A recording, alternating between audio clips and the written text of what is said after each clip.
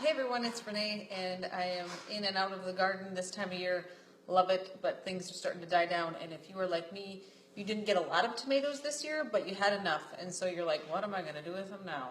And so one of my favorite recipes is a really quick, it's almost like an appetizer, but a side dish.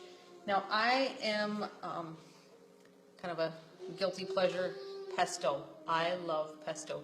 In fact, the other night my husband's like, what's in this stuff? I really like it. I didn't really want to tell him because it was a lot of stuff just blended up with some Parmesan cheese, and I love pesto. But one of the greatest things you can do with it is make a little appetizer and put them on a tomato and bake the tomato at a high heat. It's topped with pesto and a little Parmesan cheese, and it's really yummy, especially if you're doing an Italian meal or some pasta.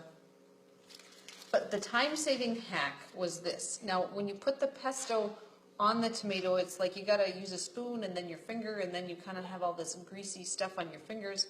What I decided to do was put some pesto on some wax paper and then freeze it in these little dollops. So now all I have to do is pick up this frozen little dollop and set it gently on my tomato. I'll take a larger dollop here and put it on one of my larger tomatoes, and there it sets so nicely. And it's quick and it's easy. And the pesto isn't really going to affect your baking time because it's not that frozen, but it saves a lot of time. And so it's a little hack from my garden to yours. Now, if you'd like more of these tips, I can show you what I'm doing in my kitchen.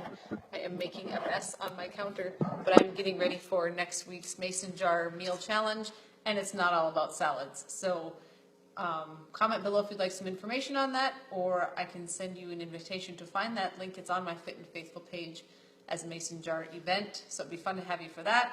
I'm always trying to think up new ways to make life easier and to make clean eating a little more fun too.